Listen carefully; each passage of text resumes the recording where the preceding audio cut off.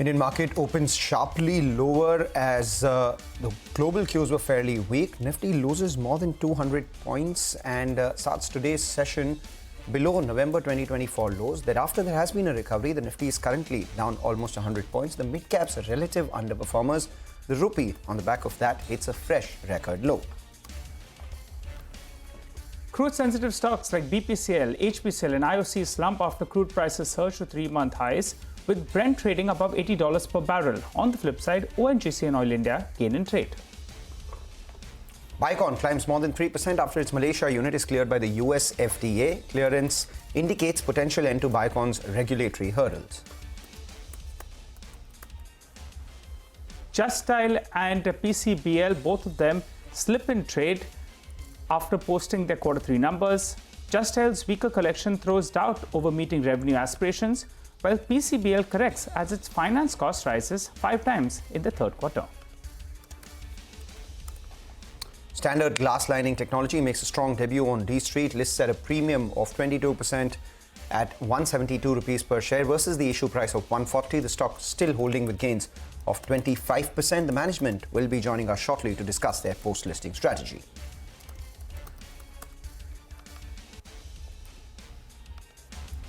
Hello and welcome to Chartbusters. I'm Nigel and with me is Mangalam. And as we speak, the markets actually have cut their losses by half since morning itself. So now we're down around 120 points. As you can see to the top of the screen, all the indices still in the red, but things have improved if you look at it in the last 90 minutes. The problem is, can we see this recovery sustained?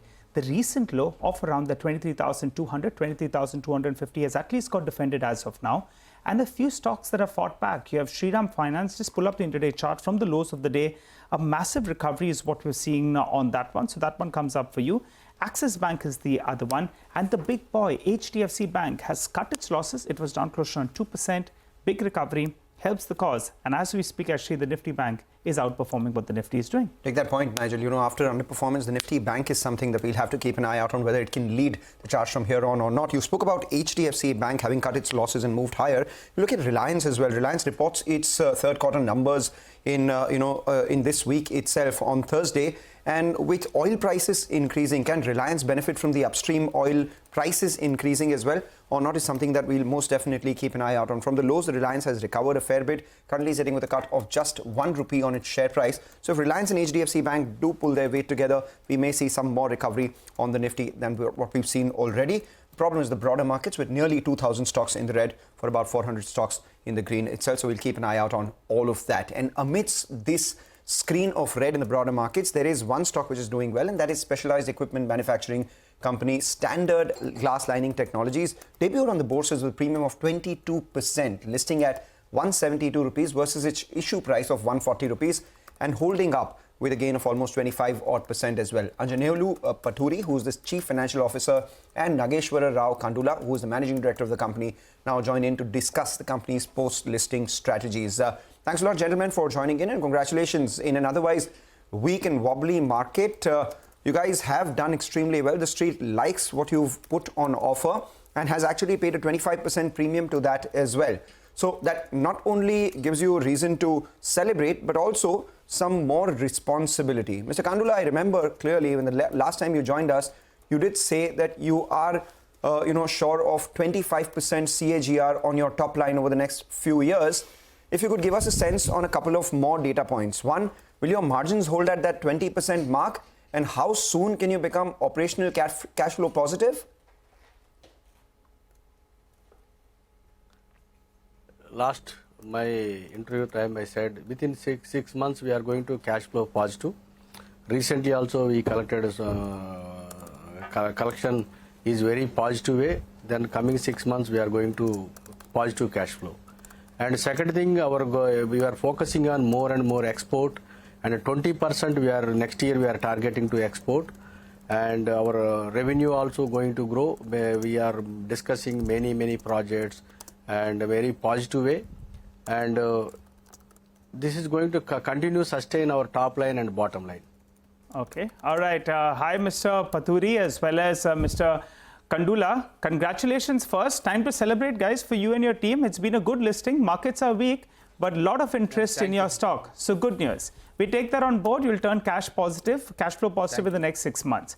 Now, since you're confident about your growth outlook, Yes. fair to say that by the end of FY25, you do around 680 crores. And on that pace, for FY26, you're in that vicinity of around 850 crores. Should that be the aspiration on revenues?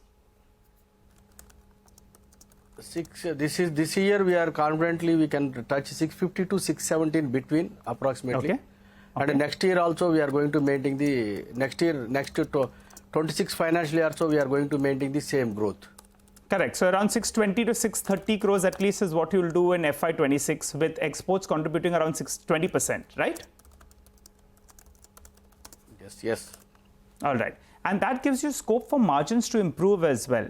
So what should be, the margin outlook? Say, since your exports are going to be improving, your utilization levels will improve, which will give you operating leverage. What kind of margins can you do? Should it move up from this 20% odd mark? No, margins going to increase 26 financial year definitely compared to 25 financial year, and revenue growth also going to increase compared to 25. Same growth we are going to maintain next year. Order book is very strong, and also many companies we are discussing. Pharma companies want end-to-end solution provider, Right. not a loose equipment solution supplier. So, let's go across to Mr. Pathuri then. Mr. Pathuri, if you could give us a sense on how much will margins improve from here on? Exports, which are, 15% of your sales in FY25, will turn to 20% in FY26. If you could give us a difference between the margin profile of domestic sales and exports. See, if you look at the domestic sales, when it compared with export sales, obviously there will be a higher margins in the export sales.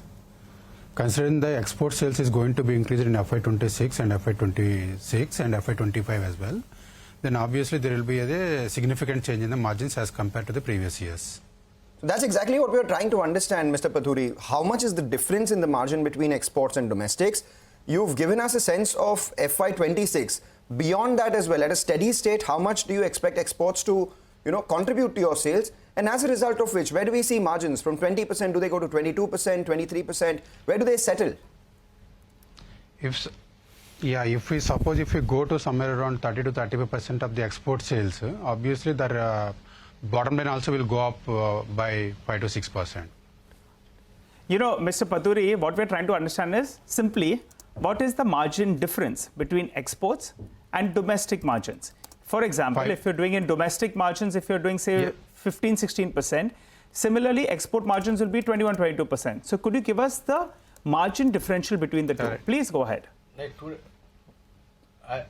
I will clarify. Then domestic margins are today whatever pharma industry facing many challenges, and we are also facing domestic sales margins are very tight. Our company performing well due to only export sales. Again, if you today next year suppose 20% our export is we achieved, then our slightly today we have 13%. I think this year we are going to maybe 13% PAT and no, sir, we get the point. We get the point on the margin on the export contribution. One minute more than allow me. One more. Next we are going to achieve. Then again we are going to increase PAT and EBIT also.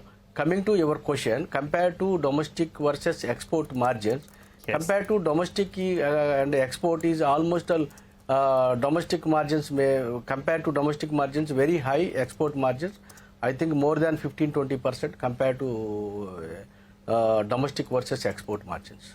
So it will be around approximately 300 basis points difference between the two. 15 to 20%. So that is 1,500 to 2,000 basis points is what you're saying. Yes. Is that on the margin? Well, what we'll do is actually 15% to 20%. I don't have about the base points, but I can say 15 to 20% more margins we are getting from export sales. Okay, we take that point. Yes, we take that point, and we'll get more clarification later once you report your quarterly numbers as well. But for now, thank you so much for joining in and it's a moment for you to celebrate. 650 to 670 crore this year's revenue with 20% margins. Exports, which are currently 15% of your sales, will go on to 20%, with an eventual aspiration of them going to around 30 to 35 odd percent as well. And all of that would mean better margins for your company, as the difference between the two is around 15 to 20 odd percent. Mr. Paturi, Mr. Kandula, thank you so much once again for joining in. With that, we'll get you some more ideas of profit coming in from our colleagues at Money Control Pro. Bharat Jinani joins in with a stock that he's been tracking. This idea is to be Titan Company Limited. As per the pre-quarter business update shared by the company, the standalone business posted 24% YoY growth in Q3. The growth was broad-based and driven by across the segments. The key jewelry business, which forms 85% of the revenues, posted 26% YoY growth, driven by the strong festive demand. The buyer growth was in high single digits, whereas the ticket size growth was in double digits. The eye care and the watches and the variable division posted double-digit growth, driven by the new product launches, as well as continued trend of premiumization. Emerging categories was the only category that posted mid-single-digit growth in Q3. The key jewelry business is expected to be a beneficiary of the continued shift from the unorganized to the organized segment. After the custom duty reduction in the gold announced in the Union Budget in July last year, the pricing differential between the organized and the unorganized segment has considerably shrunk. Also, as per the ongoing hallmarking regulations, which require purity certification, there would be an accelerated shift towards the organized segment, which would benefit players like Titan. The ramp-up of the non-jewelry business remains a key growth trigger. At the current market price, the stock is trading at a PE of 62 times FY26 earnings. Investors with a long-term view can add this stock. Thank you. All right, with that, we'll step into a short break. On the other side, we'll get you excerpts from our conversation with Tarun Garg, COO of Hyundai India, post their latest EV Creta SUV launch. Stay tuned for that.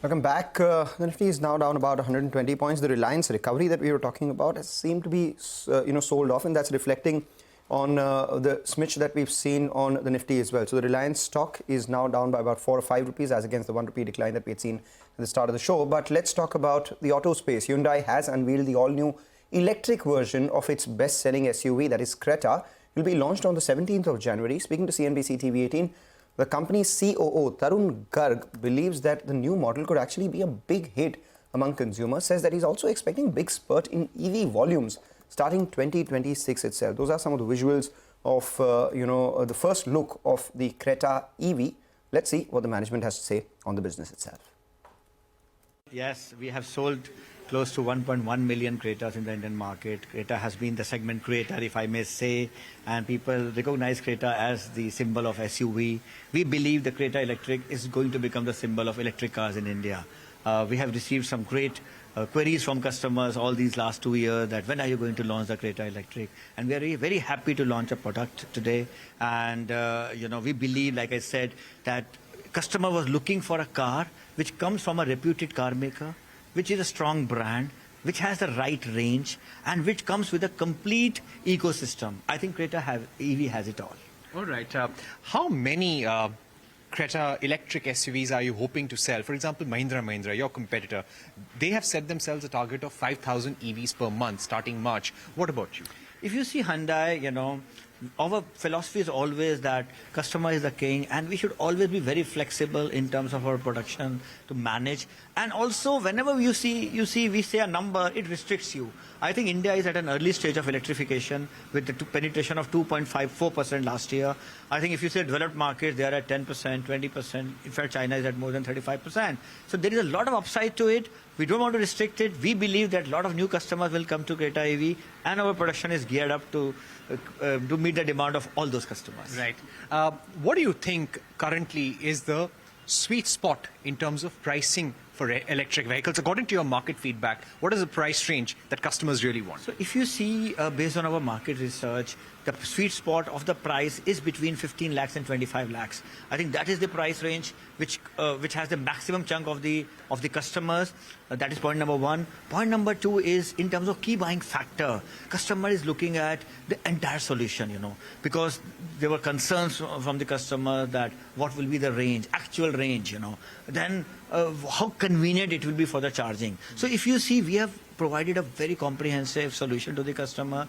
Not only the range of 473 and 390 is very appropriate, but also we are giving a 11 kilowatt home charging solution, which will charge the car in 4 hours, as against 7 to 8 hours, which the current EVs are doing. Also, we are investing big time into making DC chargers at highways. Today, 30 prominent locations have 80 DC charging points, So the customer does not have to worry about taking the car on the highways. Also, we are giving a charging management system for both Hyundai and non-Hyundai customers, which will give access to more than 10,000 charging points across the country, out of which 7,500 are also connected through a My Hyundai in-app payment. And industry first, in-car payment is also being introduced, which will give access to customers to 1,150 charging points. Right. So you can see it's a very, very comprehensive strategy that we are following, and that gives us a lot of confidence that this Creta EV is going to be the game changer. So, Mr. Garg, the price range of the ICE Creta is somewhere between 10 lakhs ex-showroom for the entry-level model, going up to 20 lakhs ex-showroom for the top-level model. Can the prospective customer, assume that the price of the Creta EV will not be much higher than the top model? I would say that as you see the track record of Hyundai, we have always believed in giving the right price and the right value to the customers. It's now only a couple of days away, so please wait for the 17. At the same time, two things are very important. Whenever a customer is buying an EV, one is the acquisition cost, the second is the total cost of ownership. I think we have taken care of both these aspects, while designing the price-value equation of the EV. How much have you invested in developing this vehicle? So we'll be announcing that on the 17th. Okay. Now, there are certain brokerage reports, including HSBC, which have said that 2025 may be an unexciting year for Hyundai compared to its competitors. How would you address that concern? Look, very difficult to really comment on so many things which will go around. I would say that with the Pune plant coming in, 2025 will be very exciting. It's after 15 years that a capacity expansion is happening at Hyundai. We are very, very excited. It is also the first full year, after we have got listed. So I think all of us at Hyundai are very, very excited about 2025 and a high volume.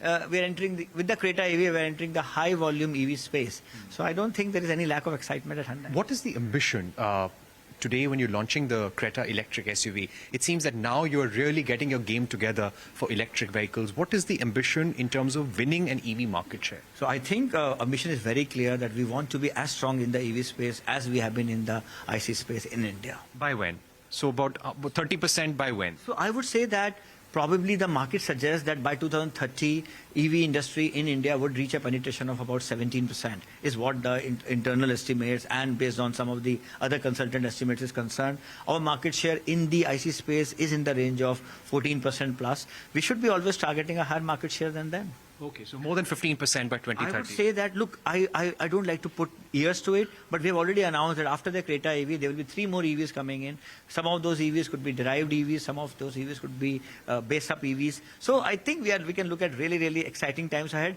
but it will be very difficult to give exact future guidance on the exact. Any more EVs this year? I would say, let's see. Today is the day for Creta EV, and let's enjoy the Creta EV. My final question to you. You spoke about the importance of 2026 being an inflection point, not 2025. Why do you say that? Because, why do I say that? By the end of 25, most of the OEMs would have brought their products. So full year will be 26. Otherwise, if you see on a monthly basis, at the end of 25, you will see a volume really doubling to what we are seeing today. Well, interesting chat there from the management of the Hyundai group with Parikshit. The next year could be far better, and that could be the one that sees a lot of changes on that front. Well, slip into a short break. Come back. We'll get you more on markets and on stock-specific action. Don't go anywhere.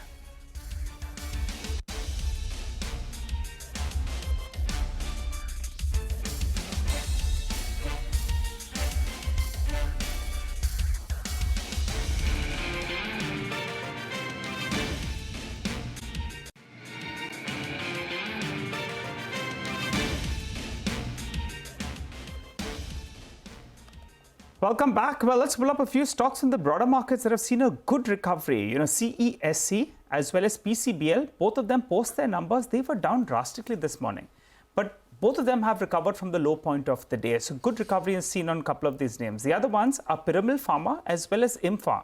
Now, both of them saw a sharp pullback, but today's intraday dip has got bought into. And in this sort of a market where the broader markets are under pressure, both of them are holding with gains of around 5 to around 8% or thereabouts. Well, but on that note, though, we'll have to wrap up on this edition of Chartbusters. That's it from Mangalam and myself. The team of Trading Hour is waiting for you on the other side.